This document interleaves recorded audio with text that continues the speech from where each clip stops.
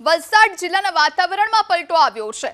વલસાડ, ધરમપુર, વાપી સહિતના જે વિસ્તારો છે ત્યાં અનેક ઠેકાણે વહેલી સવારે વાતાવરણ પલટાયું છે અને માવઠું વરસ્યું છે।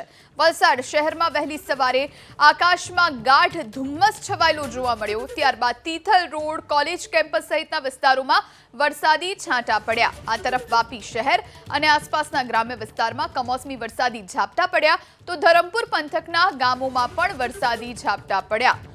તો કમોસમી વરસાદ આજે જોવા મળી રહ્યો છે। વાપી શહેર અને આસપાસના ગ્રામ્ય વિસ્તારમાં માવઠું થયું છે, ખાસ કરીને વલસાડ, ધરમપુર અને વાપી કે જ્યાં આજે કમોસમી વરસાદની શરૂઆત થઈ છે। સવારથી જ વાતાવરણમાં પલટો આવ્યો હતો, કાળા ડિબાંગ વાદળો છવાયા અને ત્યારબાદ વાતાવરણ પલટાયું। આ વિશે વધુ જાણકારી માટે સંવાદદાતા બ્રિજેશ શાહ આપણી સાથે ફોન લાઈન પર જોડાયા છે। બ્રિજેશ, કયા કયા વિસ્તારમાં કમોસમી વરસાદ?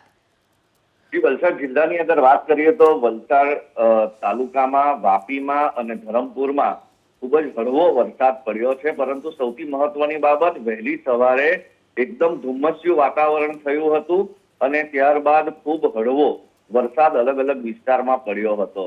આ વરસાદ જો વધુ પડે તો ખેડૂતોને ચોક્કસપણે જે કેરીનો પાક લેતા ખેડૂતો છે તેઓને નુકસાનનો ડર સતાવી રહ્યો હતો, પરંતુ ખૂબ જ હળવો વરસાદ પડ્યા બાદ વરસાદ અટકી ચૂક્યો છે અને હાલ એક ફાયદો ચોક્કસ એ છે કે ગરમીનો પારો ચોક્કસ ગગડી ગયો છે। જી આભાર બ્રિજેશ, જોડાઈ તમામ જાણકારી આપવા માટે।